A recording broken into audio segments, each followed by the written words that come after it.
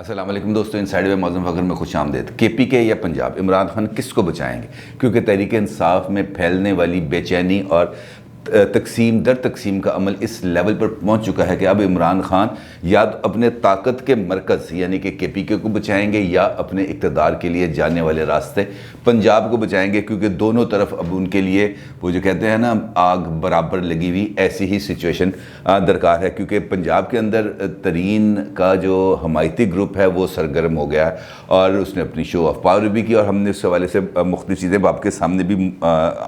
आती चली जा रही हैं। लेकिन दूसरी जानिब KPK के अंदर जो ये मामला चल रहा था, ये बड़ी लेयर्स के अंदर चल रहा था, बहुत लो प्रोफाइल के अंदर चल रहा था और हल्के हल्के झटके हमें इसको देखने में नज़र आ रहे थे। लेकिन अब भी इमरान खान की काबीना के एक अहम तरीन वज़ीर ने मीडिया से गुफ्तगू करते हुए उन तमाम मामलात को खोल के रख दिया और ख़ास तौर पर तरीन साहब की मुखालफत के अंदर ये ग्रुप भी सामने आ गया, क्योंकि इनका ये कहना है कि तरीन साहब की करप्शन किसी से ढकी छुपी नहीं है। इमरान खान साहब ने अगर तरीन साहब की हमायत की तो इसका इदारों पर दबाव जाएगा। इवन इनको इमरान खान साहब को जहांगीर तरीन साहब से मुलाकात ही नहीं करनी चाहिए, क्योंकि इस मुलाकात से इदारों पर यह तासुर जाएगा कि तरीन साहब और जहांगीर और इमरान खान साहब दोनों बिल्कुल एक पेज पर हैं, लिहाजा हमें इनके साथ हाथ हौला रखना चाहिए। इससे मुलाकात अगर होती है तरीन साहब की इमरान खान साहब के साथ तो इदारों की गैर जानिबदारी मुतासर होगी, आज़ादाना तफ्तीश का अमल भी इससे ख़राब होगा। और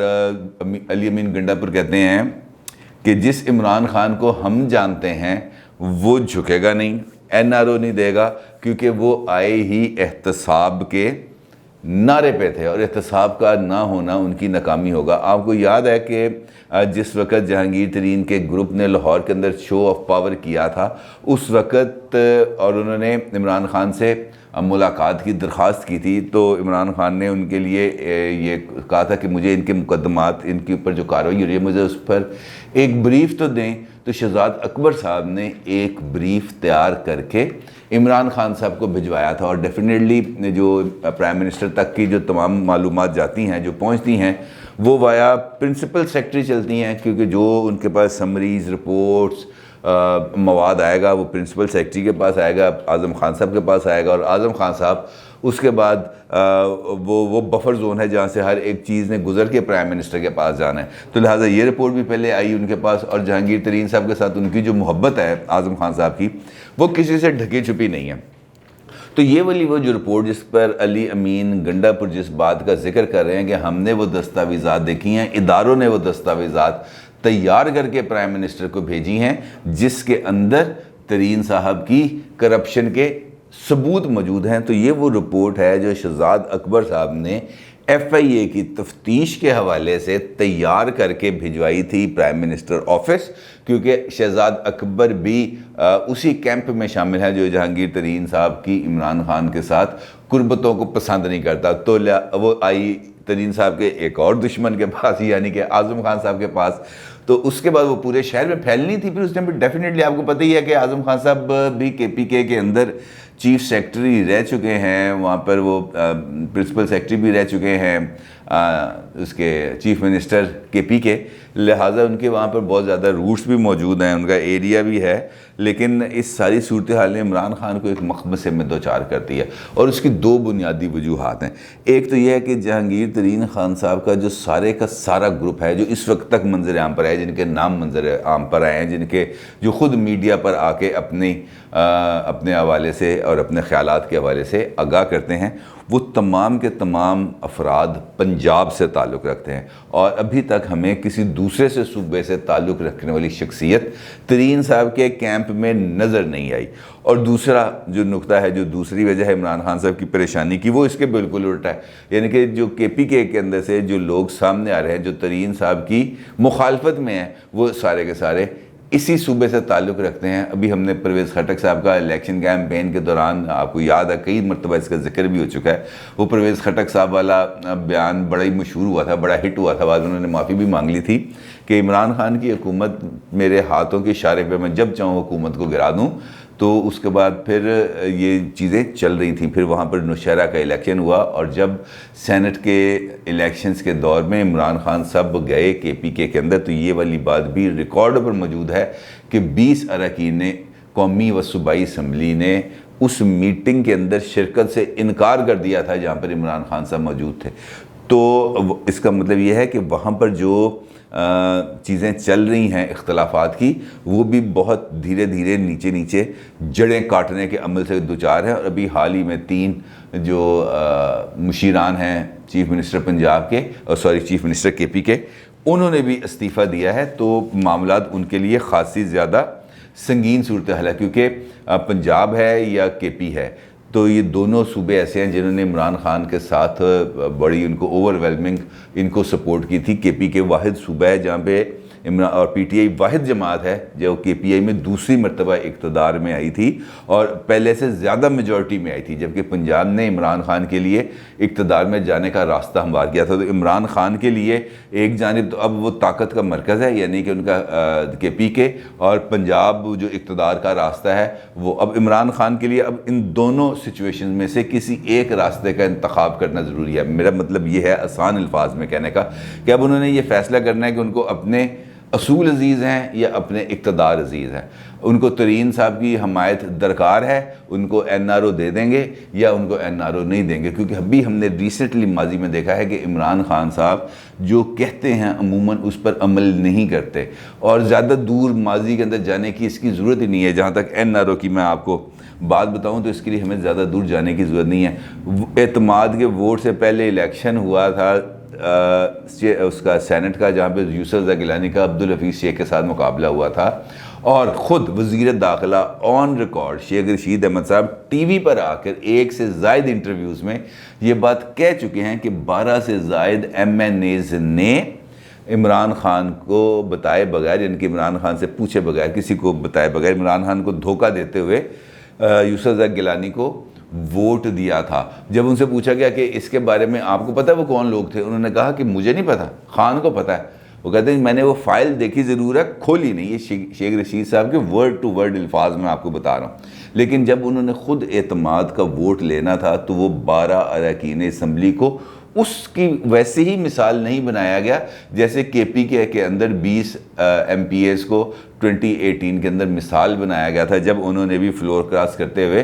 पीपल्स पार्टी के उम्मीदवारों को वोट दिए थे, उनको पार्टी से निकाल दिया था। फिर हमने देखा इलेक्शन से पहले उनकी वीडियोस भी आ रही थी, नोटों के ढेर लगे हुए थे। लेकिन यहाँ पर इन जो 12 अरकान असम्बली थे, इमरान खान ने ये जानते हुए भी कि उन्होंने फ्लोर क्रॉस किया, ये जानते हुए भी कि उन्होंने पार्टी गाइडलाइंस की और उसकी खिलाफ वर्जी की, लेकिन इमरान खान ने उनको NRO दिया, क्योंकि इस वक्त उनको ख़ुद अपने इक़्तिदार के लिए इन 12 लोगों के वोटों की ज़रूरत थी, क्योंकि अगर ये 12 लोग उनको वोट ना देते तो उनकी तो मेजॉरिटी ख़त्म हो जाती। लिहाजा उन्होंने ख़ुद अपने इक़्तिदार के लिए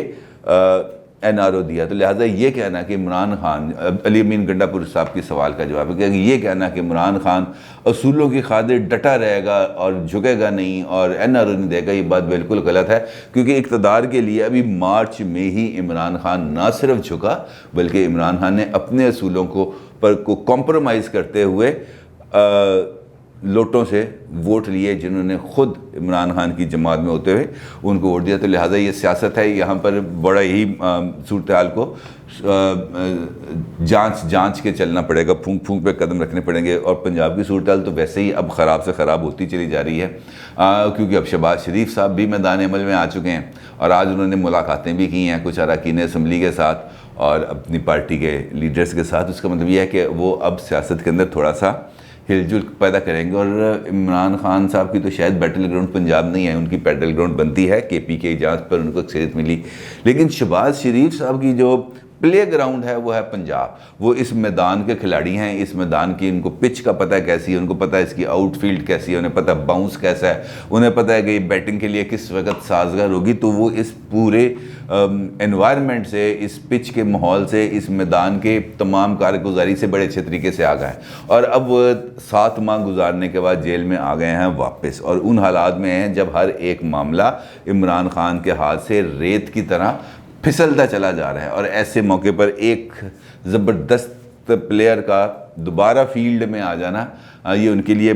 ख़तरे की बहुत बड़ी घंटी है अगर वो इसको समझे, और अगर इसको बेहतर अंदाज में अगर उन्होंने डील ना किया तो उसके बाद फिर उनके लिए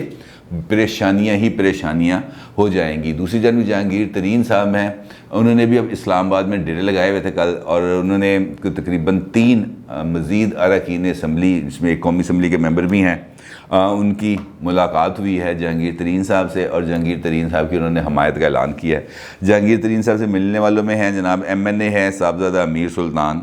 उमर तनवीर भट्ट साहब हैं और महबूब सुल्तान साहब हैं। इन्होंने जहांगीर तरीन की भरपूर हमायत का ऐलान किया है और उन्होंने कहा है कि जी जहांगीर तरीन साहब जो कहते हैं वो बिल्कुल दुरुस्त है, जहांगीर तरीन साहब के हमने साथ चलना है, जहांगीर तरीन का हमने साथ नहीं छोड़ना, और जहांगीर तरीन जब कहेगा हमने इस्तीफ़े दे देने हैं, और जब वो कहेंगे कि जिस तरफ जाना है हमने, वही पुरानी बातें जो इस ग्रुप के हवाले से चलती चली जा रही थी। लेकिन जहांगीर तरीन के लिए एक ठंडी हवा का झोंका भी है, जो ख़ुद उन्होंने लाहौर के अंदर जब उनके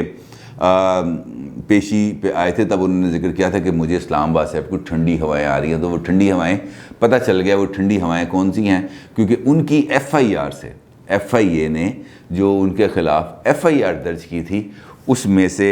जो एक अहम इल्ज़ाम था, उस इल्ज़ाम के तहत जो दफ़ा लगती थी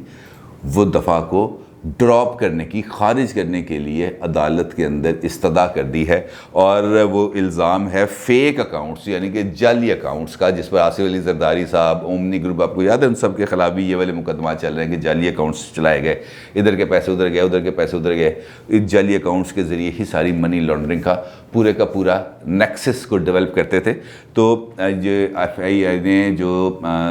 FIR दर्ज कराई थी जहांगीर तरीन साहब के ख़िलाफ़, तो उसके अंदर मनी लॉन्ड्रिंग के इल्ज़ामात के साथ साथ ये फ़ेक अकाउंट्स की भी एक इल्ज़ाम उन्होंने आयद किया था कि जहांगीर तरीन साहब ने पैसों को घुमाने के लिए जाली अकाउंट्स का सहारा लिया, और ये अकाउंट्स जिन लोगों के थे उनको इसके बारे में बिल्कुल भी अंदाज़ा नहीं था। तो अब FIA के तफ्तीशी अफसर ने अदालत के अंदर दरख्वास्त दी है और उसके अंदर उन्होंने ये कहा है कि जनाब ये वाला अकाउंट, ये वाला जो दफ़ा है ये हमसे गलती से लग गई है, इस दफ़ा का इस मुकदमे से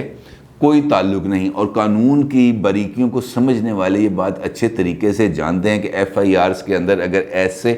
सुकम रह जाएं या ऐसे सुकम पैदा कर दिए जाएं तो उसका जो फ़ायदा है वो किसको होगा। तो बड़ा कानूनी सा काम, लेकिन ऐसी बारीकियां हमने देखी हैं कि मतलब नवाज शरीफ साहब के ऊपर इल्ज़ाम ये लगते थे ना, सागदार साहब के ऊपर जब उन्होंने कोई चीज़ मंगवानी होती थी तो SRO जारी हो जाता था, ड्यूटी कम हो जाती थी, चीज़ें आ जाती थी, SRO बदल जाता था, ड्यूटी नए सिरे से इम्पोज हो जाती, तो बैठे बैठे कानूनी तौर पर करोड़ों रुपए का फ़ायदा हो जाता था। तो ये भी वैसा ही फ़ायदा है जो जहांगीर तरीन साहब को पहुंचाने की कोशिश की गई है। और अब देखना यह है कि आने वाले दिनों के अंदर इमरान खान साहब पार्टी में होने वाली इस तकसीम से अपने आप को कैसे सुरखरू करते हैं, बाहर निकलते हैं और पार्टी को यकजा रखते हैं। अपनी राय का ज़रूर इज़हार कीजिएगा। आपका बहुत शुक्रिया। अल्लाह हाफ़िज़।